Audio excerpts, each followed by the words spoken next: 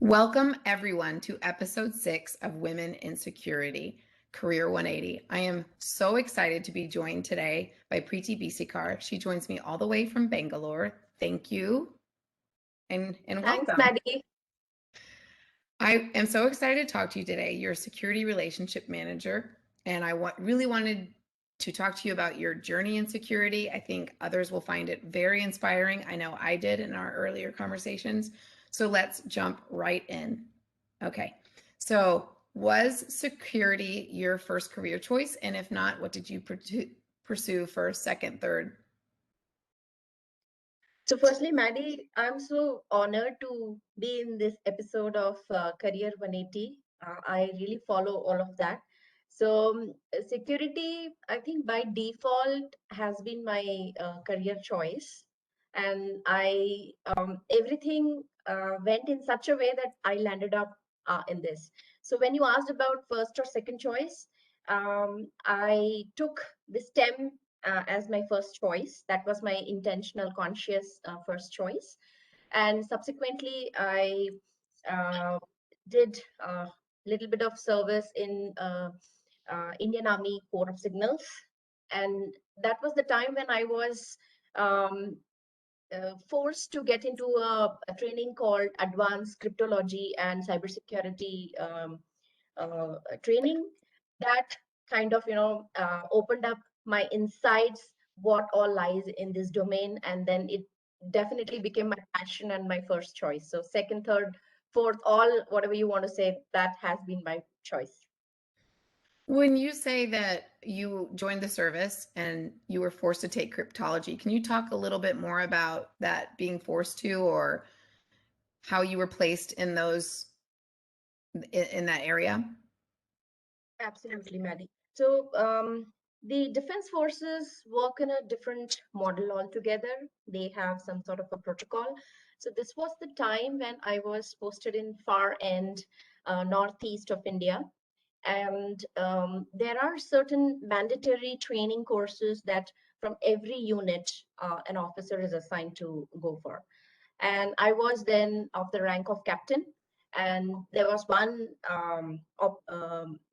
position for which they wanted this unit officer to be part of this training. And I was just called in the office by the CEO and said, pack your bags and you have to go and join this training. So I was not aware that I'm going to land there, but it was the protocol that I had to follow. So I went there. It was a full-time 3 months residential training in the headquarters. And that was like 24/7 labs, so much of simulation, cyber exercises. So it was awesome. I mean, it opened up so many new insights and doors in terms of what lies in a security domain. That was the time I think I got in love with cybersecurity. Oh wow. So what was your original education path? And it sounds like when you were in the service, you took a detour. So or actually started on the path of security and never left. So what were your education paths like into security? Okay, so there is a short story I would like to share with you here. Please, So, please. so I belong to this era, So there was one very interesting and famous Bollywood movie called Three Idiots. So we had this during this era. We had this philosophy: if you're a girl child, uh, they would encourage you to take up medical domain to be a doctor, and if you're a boy child, you'll go for engineering. And if you see the difference between these two degrees, medical is supposed to be a 5-year degree, and engineering is supposed to be a 4-year degree. And one of my motivation was, why should I spend one additional year to complete my graduation, right? So I choose engineering, thinking that I am saving one whole year. That is like 365 days. So that's why I chose, engineering. So I've done my engineering in electronics, which is 4 years degree. And I felt happy that I saved 1 year and I got into that. And as part of this, there is when I joined forces, we have different arms. So we have core of signals that takes care of IT and telecommunication. So with this STEM education, the degree that I hold, I landed up in signals was my first choice. So Okay. I ended up in signals. And I've been asked a lot of questions after folks watch these episodes. They've come to me and said, "Okay, now I hear the stories about how they got into security, but what kind of education have they had now that they're in security, and how do they stay current or upskilled, or what kind of certifications?" Can you talk a little bit about how once you entered into the security field, how you continued your education? Absolutely, Patty. So, after I moved into the corporate world, when I got transformed from defense forces to corporate, my first job was in Wipro. And as part of that, I was doing manager global security command center. And I had a lot of colleagues who have spent a huge amount of time already in the corporate world.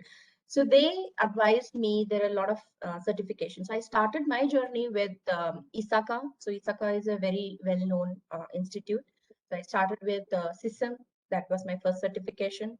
And Okay. subsequently, I got to know if you see, this domain is very dynamically changing. I mean, the way the technologies are emerging, we have to be on the rolls in terms of upskilling ourselves and be updated of what's happening. So, key certifications that I have understood are very renowned in the industry are like CISSP from ISC Square. So, I have been working for it like almost 5 to 7 years. Oh, And wow. Wow, I didn't know that. I had plans back in 2012, but I was able to manifest that and complete that last year thanks to pandemic in 2020. Yeah. One good thing that came out of it. Okay, that's good. So I know in our previous conversation, I found it really fascinating. So I wanted to understand from your perspective, your experience of being in the IT and security field as a woman, and if you felt there were any barriers, how it's been for you in this field as a woman. So I think I have been always felt supported. The people around me have been really helpful. The only experience that I have seen is the path, uh, hierarchical path. I mean, it becomes more pyramidical model, and we hardly see women coming in leadership roles. So, and you really feel that loneliness when you go there. So currently in my role as relationship manager for APAC and MEA, I am the only women leader in India. And other rest of them are like 99% are males. So I do sometimes feel that there is a need that we need to create that sort of an environment and platforms for Yeah. and the sisterhood to pull each other so that at least we reach somewhere. So I am associated with a lot of other communities like Grace Hopper's community of India. They have a wonderful mission of 50-50 equity by 2025. So Oh, they're expecting, yeah. So I think that that is something very much required. However, I have felt throughout my professional career journey always supported. I had absolute wonderful mentors, wonderful managers to guide me in this journey. So, but definitely there are a lot of other barriers in terms of when we see professional and personal life separately. and I know that you have taken action towards that gap. Aren't you very involved in the local Wise? Can you Yes. talk a little bit So, about that and how you got yeah. involved? So WISE is absolutely close to my heart, women in security excelling. So it all started back in 2015, and I was just a small volunteer. I started working as a volunteer outside of my project, my day job. And then we realized it's such an awesome community which provides so many interesting stuff that we do. Why not to have a country specific chapter so that we give more focus on women, because in India we have almost like 800 plus women. And how do we harness each and everyone's skill and provide more and more such platforms for them? So I started my journey in Vice as a volunteer back in 2015, and 2018 we were able to successfully establish our India chapter.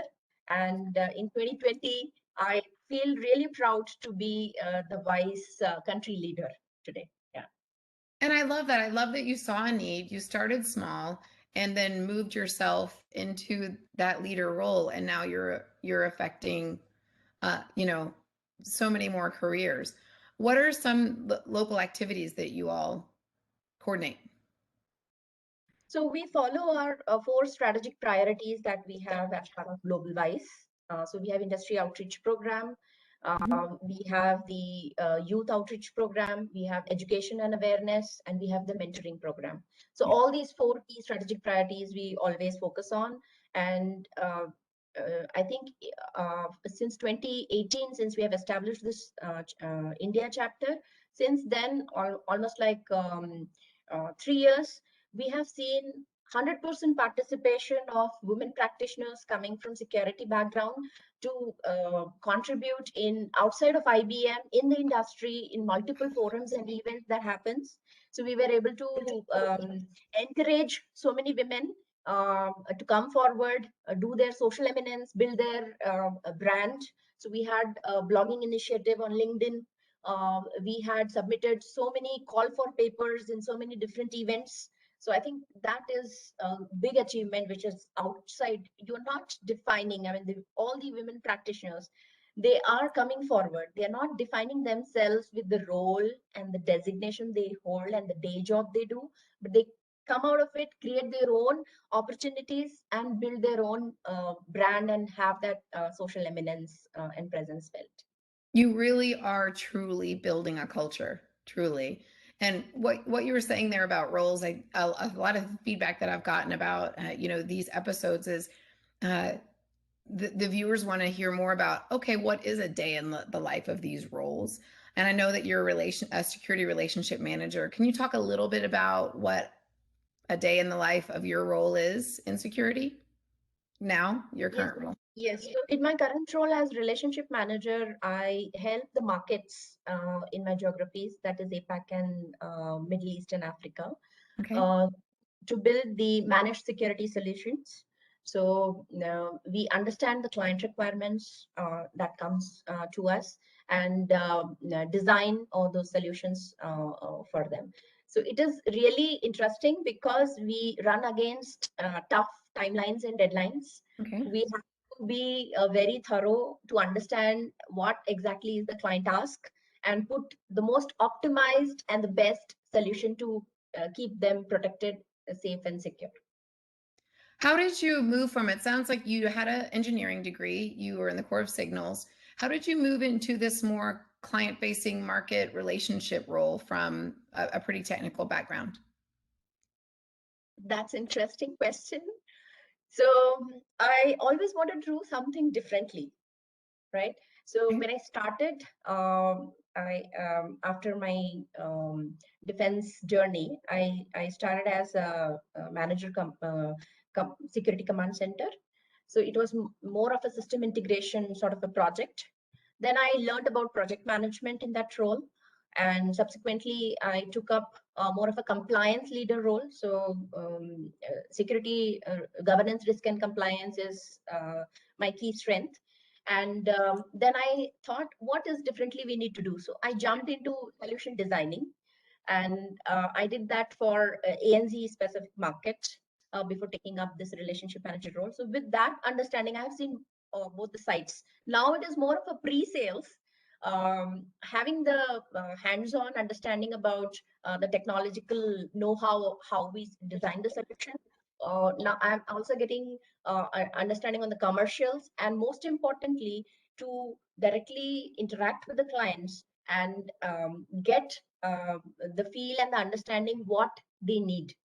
How do we work as a trusted partner to bring more value for the clients?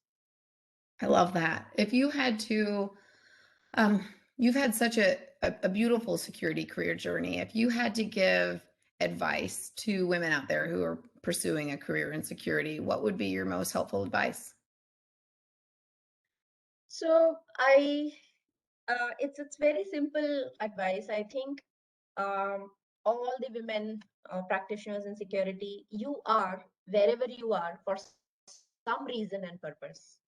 So we have to believe in the bigger universal plan. We need to figure out what is your purpose, what is that inner calling, and especially find the tribe to expand and grow.